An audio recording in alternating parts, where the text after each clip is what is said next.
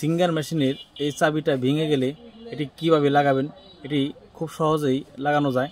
এটি কিভাবে লাগাবেন তা দেখাবো। এই হচ্ছে আপনার সিঙ্গার মেশিনের চাবি। এটি একটি নতুন। এই চাবিটি ভেঙে যাওয়ার কারণ এখানে আপনার প্লাস দিয়ে চাপ দিয়ে মোচার দিয়ে ভেঙে ফেলায়, যার কারণে এই জিনিসটা যদি ভেঙে যায় তাহলে এটি কিভাবে লাগাবেন। এর জন্য এখানে যে এই চাবিটি আছে এর উপরে সাথে একটি নাট আছে, এই নাটটি আগে খুলে নিতে হবে। এই নাটটি খুলে এটি খুলতে হবে আপনার বাম হাত দিয়ে, একটি স্ক্রুড্রাইভার দিয়ে এভাবে বাম হাত দিয়ে এটি খুলে নিতে হবে। খুলে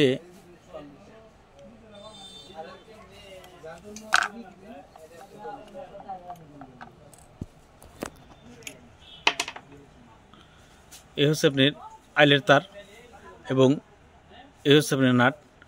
এই দুটি সরিয়ে এখানে এই চাবি এবং রড ঘেঁষে আপনার একটি হ্যাকসো ব্লেড দিয়ে কেটে নিতে হবে। এই হচ্ছে আপনার হ্যাকসো ব্লেড। এই হ্যাকসো ব্লেডটি এই সুই রডটি এভাবে একটু হালকা করে নিচে নামিয়ে নেবেন। নামিয়ে এভাবে দেখুন এই রড ঘেঁষে এখানে আপনি করতে হবে, কেটে নিতে হবে। এটি সাবধানে কাটবেন যাতে এখানে যে সুই রড আছে এই রডটি কেটে না যায়। এই চাবি ঘেঁষে এবং সুই ঘেঁষে মাঝে এখান থেকে কেটে নিতে হবে।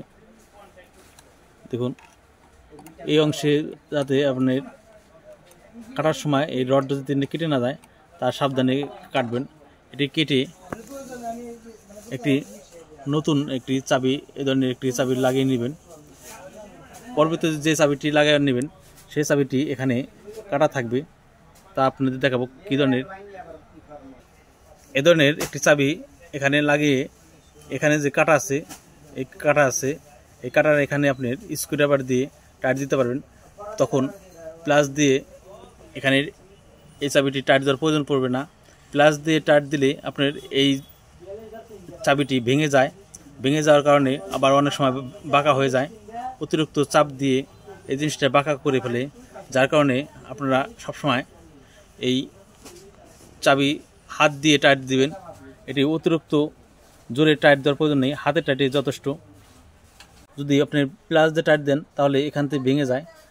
আজ একটি মেশিন এসেছে, তার এই চাবিটি ভেঙে গেছে। এটি কেটে বের করলাম।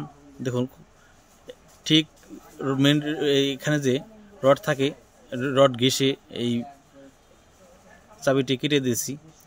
এরপরে নতুন একটি এ ধরনের একটি চাবি লাগিয়ে দিয়েছি। এভাবে আপনারা খুব সহজেই এই চাবিটি কেটে নিতে পারেন। এই চাবিটি আমি বারবার বলবো, নতুন একটি হ্যাকসো ব্লেড নিয়ে এই রড ঘেঁষে কেটে নেবেন। এভাবে আপনারা যে কোনো মেশিনের চাবি ভেঙে গেলে লাগিয়ে নিতে পারেন। এ ধরনের ভিডিও ভালো লাগলে লাইক, কমেন্ট, শেয়ার করবেন এবং নিত্য নতুন ভিডিও পাওয়ার জন্য সাবস্ক্রাইব করে রাখবেন। সবাইকে ধন্যবাদ।